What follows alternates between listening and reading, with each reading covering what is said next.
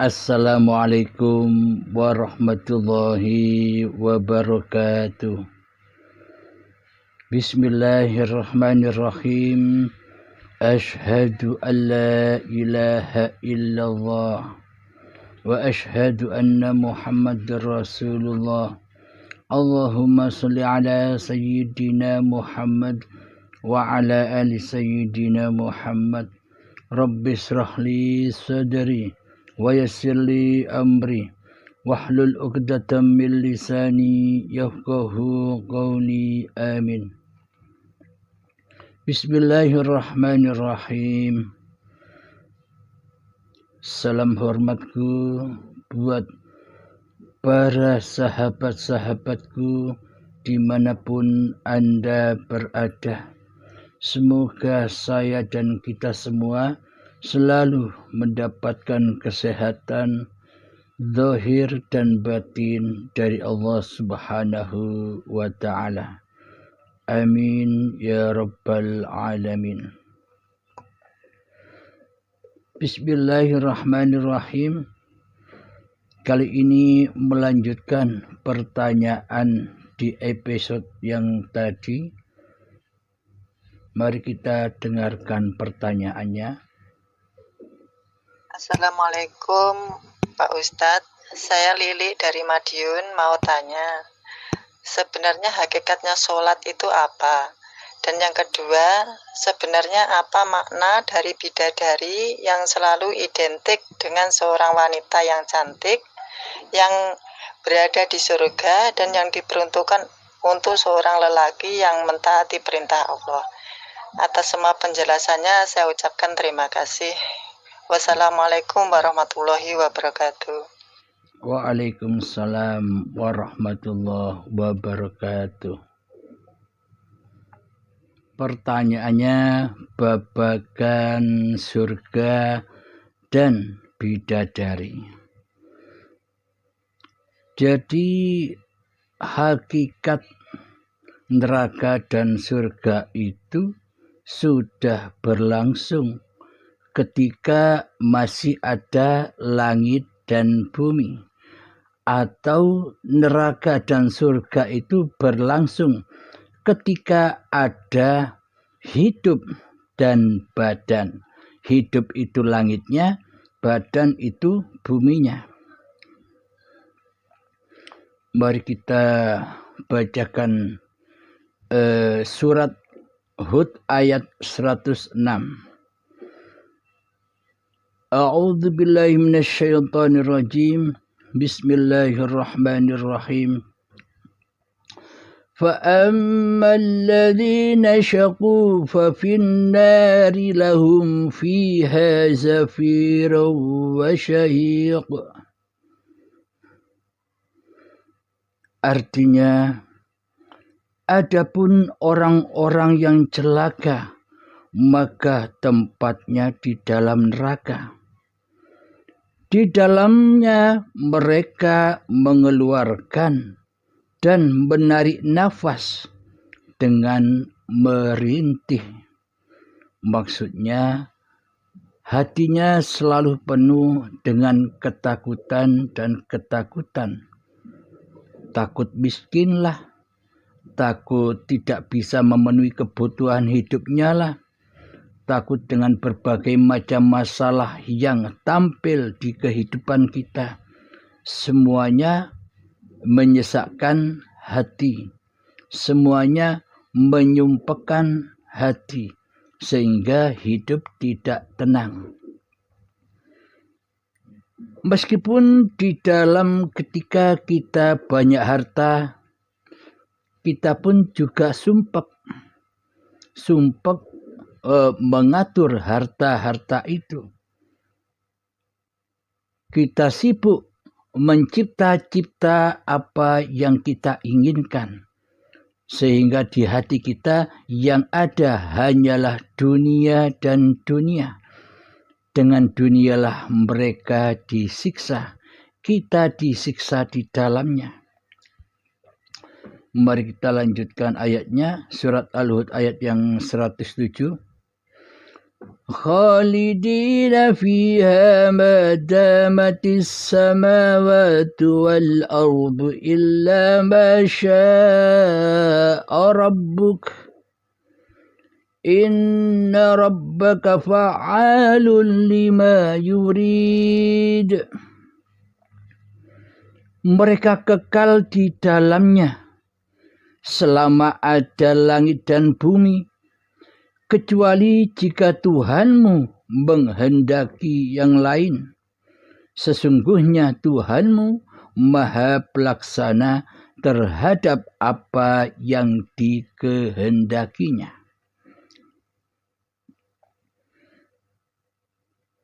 Jadi itulah ayatnya, bahwa sesungguhnya neraka dan surga itu adanya ya saat ketika ada langit dan bumi.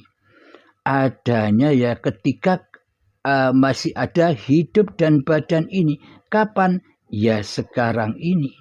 Tinggal kita bercermin di dalam hati kita. Kita di golongan mana?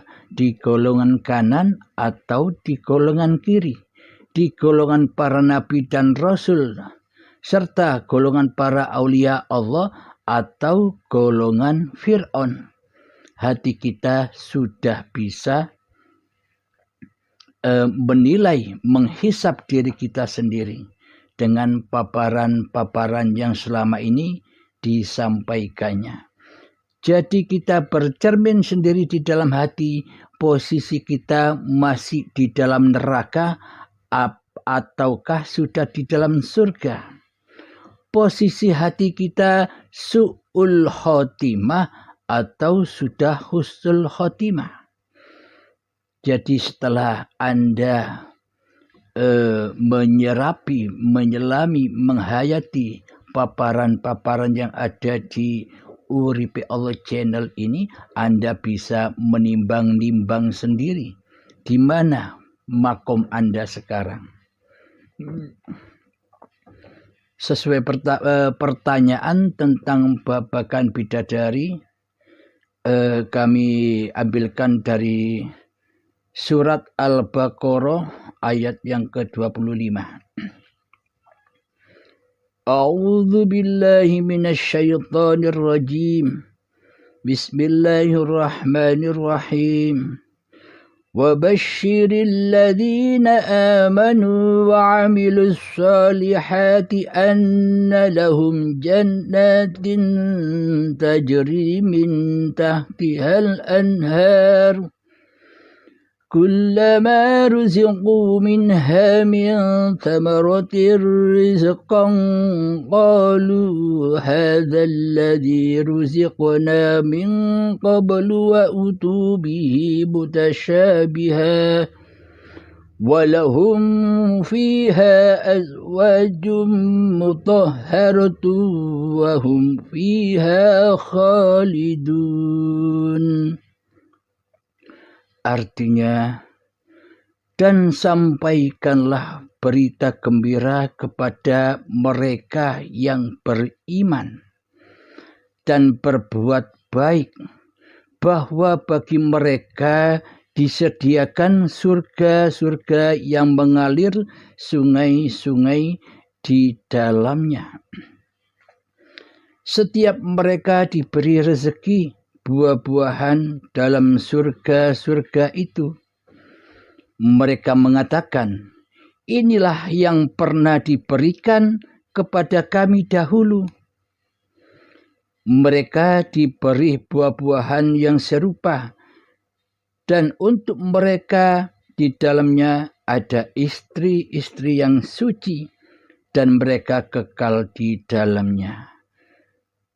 Surat Al-Baqarah ayat 25. Shadaqallahul azim, maha besar Allah. Jadi buah-buahan yang dulu pernah diberikan kepada kita dahulu, maksudnya bagaimana? Sebelum kita terlahir ke dunia, kita kan lewatnya Isra-nya, perjalanannya dari tanah hingga menuju ketumbuhan, hingga menuju ke buah-buahan, sayuran dan padi. Itu maksudnya buah-buahan yang dulu pernah kita nikmati. Kapan? Ketika kita tidak ada. Waktu itu kan kita gaib. Waktu itu kan kita malam. Jadi menikmati surga itu apa? Syaratnya agar bisa menikmati surga apa? Ya harus tidak ada manusianya. Maksudnya tidak ada manusianya itu apa? Dengan iman. Jadi orang-orang yang beriman saja, jadi orang-orang yang bertakwa saja yang bisa merasakan surga.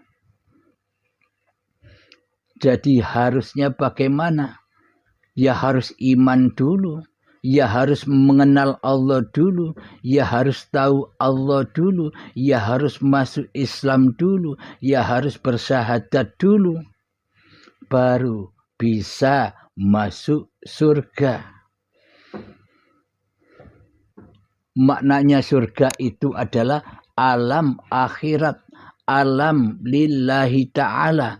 Alam akhirat ketika hawa nafsu berakhir menjadi Tuhan. Yang ada, yang bangkit, yakni esanya Allah setelah manusianya tumbang dari kekuasaannya. Setelah iblis dan setannya berakhir masa jabatannya, maka itulah yang dimaksud akhirat, maka itulah yang dimaksud surga Jannatun Naim. Jadi buah-buahan di surga ini, kata ahli surga, seperti buah-buahan yang dulu pernah kita nikmati. Jadi apa maksud surga itu? Jadi ketika manusia kita gaib, itulah surga. Jika diri manusia kita, jika hawa nafsu kita masih wujud, lebih wujud dari wujudnya Allah, ketika hawa nafsu kita lebih hidup dari hidupnya Allah, ketika hawa nafsu kita lebih kuasa dari kuasanya Allah, maka itulah alam neraka. Yang mana nafasnya merintih di dalamnya dengan rasa ketakutan dengan apa yang dicinta-cintainya, yakni hanya dunia yang diburunya, hanya dunia yang menghiasi hatinya, hanya kehormatan dunia yang dicarinya, hanya kebanggaan dunia yang dicarinya, sehingga kehidupannya penuh dengan babakan serta urusan dunia. Maka dari itulah merintihlah nafasnya, tersengal-sengal. Tidak ada Tuhan sama sekali yang berkuasa atasnya, karena dirinya telah merasa mentuhani kehidupan dan badannya, serta mentuhani apapun yang diraih selama ini. Sehingga di dalamnya kita harus menjaga apa-apa yang sudah kita raih, menjaga agar tidak dicuri orang lain. Jadi hakikatnya kita di dunia ini hidup dengan penuh kemewahan, hakikatnya kita dibelenggu oleh dunia, dipenjara oleh dunia. Hati kita full dengan dunia dan urusan-urusannya, maka gelaplah hati kita di dalam an-nar. Itulah an-nar itu, ketika manusianya masih menjadi Tuhan daripada menjadi makhluk. Jadi alam surga itu yang bagaimana? Ketika hambanya sudah beriman kepada yang gaib. Alladzina yu'minuna bil ghaibi. Orang-orang yang beriman itu beriman kepada hal yang gaib. Jadi yang dimaksud beriman kepada hal yang gaib itu bukan Allahnya yang gaib. Allahnya itu wujud, nyata, jelas. Jadi hakikat yang gaib, manusia diperintah kembali beriman kepada kegaibannya, ketiadaannya, keadamannya. Jadi manusia makrifatnya harus beriman kepada asal-usul kejadiannya, yakni makhluk yang gaib. Jadi diutus, diperintah beriman kepada yang gaib itu maknanya berimanlah kepada asal-usulmu, bahwa sesungguhnya asal-usulmu itu dari ketiadaan, dari keadaman, dari kegaiban. Ketika kita sudah kembali ke asal-usul kita, ke alam kegaiban, maka nyatalah Allah, maka nyatalah ma'rifatullah. Ketika manusia sudah bermakrifat kepada alladzina yu'minuna bil ghaibi, kepada kegaibannya, beriman, bermakrifat kepada keadamannya, ketiadaannya, baru nyatalah hanya Allah lah yang wujud, hanya Allah lah yang berkuasa, hanya Allah lah yang hidup. Inilah makna dari surga itu. Jadi kenikmatan-kenikmatan yang, hidangan-hidangan yang kita santap setiap hari itulah surga, hidangan surga bagi manusia yang sudah beriman kepada Allah. Jadi manusianya sudah tidak usah repot-repot menyediakan makanan untuk dirinya. Biarkanlah Allah yang menghidangkan. Biarkanlah Allah yang menyuapi. Biarkanlah Allah yang mengadakan itu semua. Biarlah Allah dengan kehidupan dan kasih sayangnya menyayangi raga-raga ini. Inilah yang dimaksud surga itu. Nah, dari puncak pertanyaan, bagaimana babakan bidadari? Apakah bidadari seperti yang kita angan-angankan selama ini? Yang dimaksud bidadari adalah ketika diri Anda, ketika di hati Anda, ketika penguasa yang berkuasa atas hati kita masih hawa nafsu kita sendiri yang menjadi Tuhannya. Nah, ketika kita menikah dengan istri atau suami kita, menurut syariatnya sah,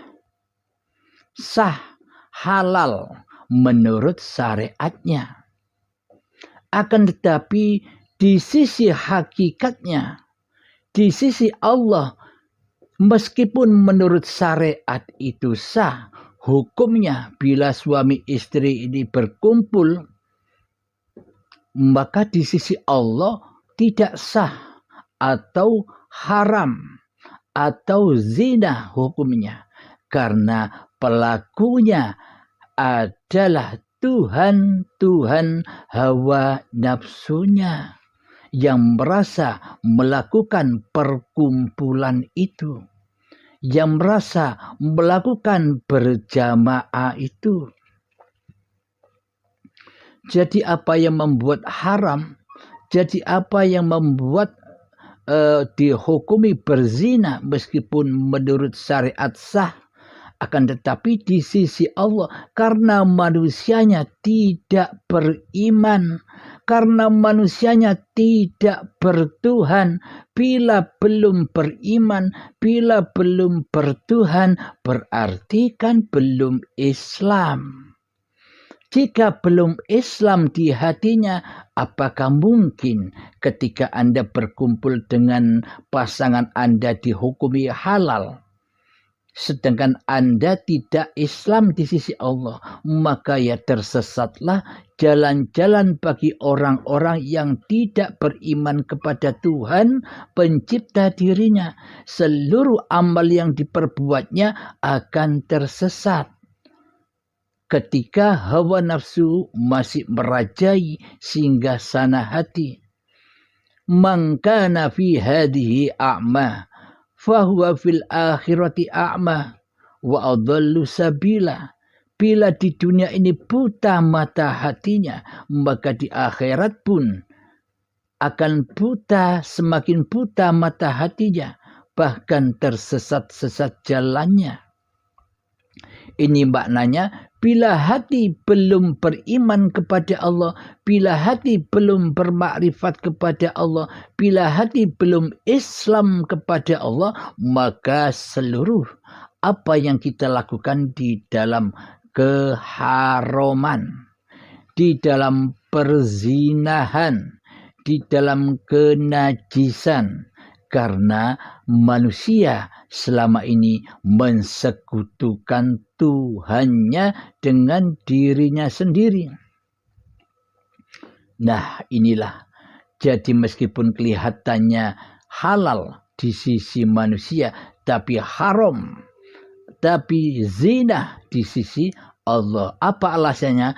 Karena di hatinya masih linafsi, bukan lillahi ta'ala.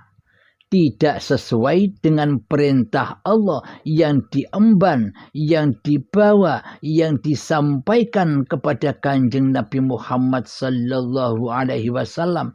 Di setiap kita beramal, innamal a'malu binniyah.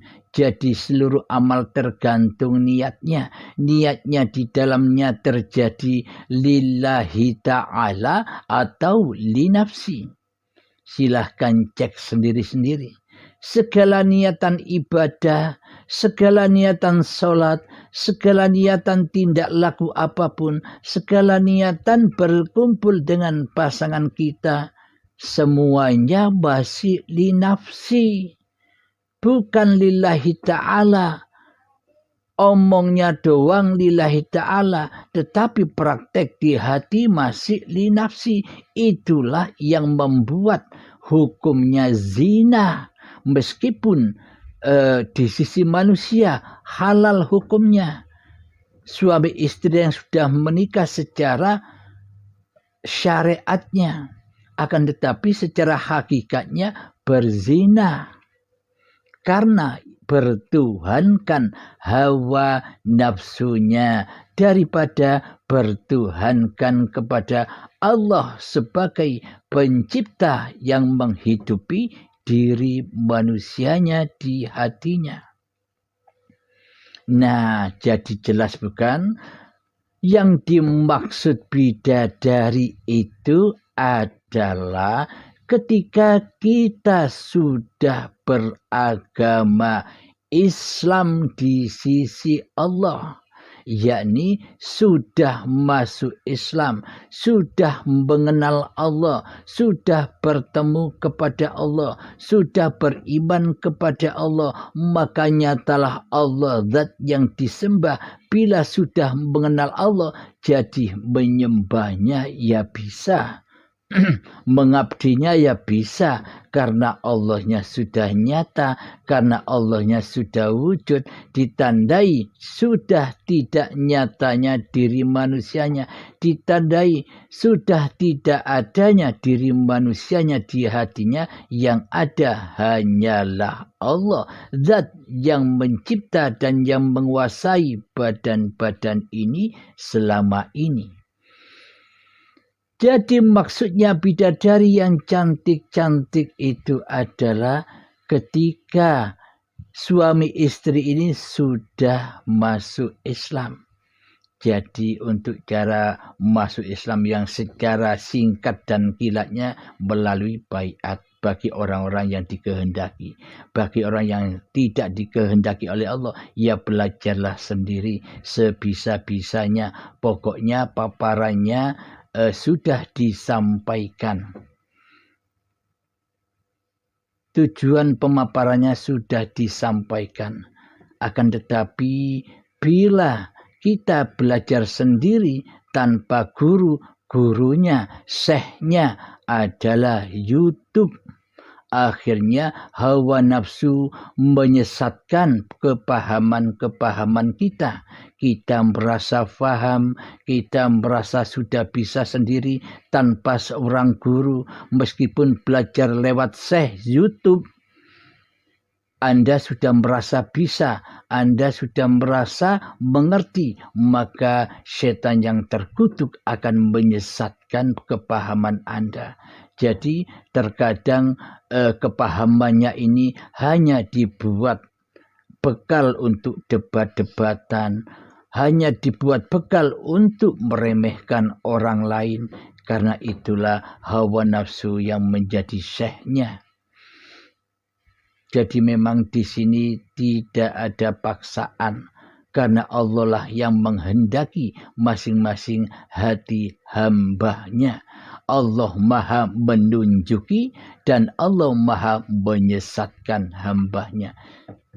Jadi semua terserah Allah, zat yang mencipta dan yang melaksanakan seluruh pagelaran alam semesta ini.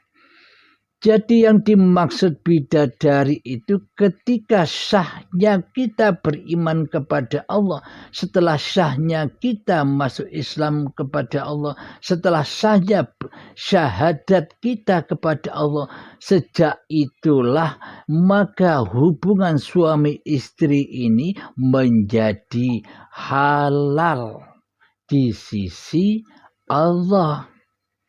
Karena pelaku di dalamnya sudah bukan manusianya. Karena pelaku di dalamnya sudah bukan hawa nafsunya. Di dalamnya sudah af'alullah. Jadi bila af'alullah semua yang berlaku, maka sahlah, maka halallah hubungan itu. Alhamdulillahirabbil alamin.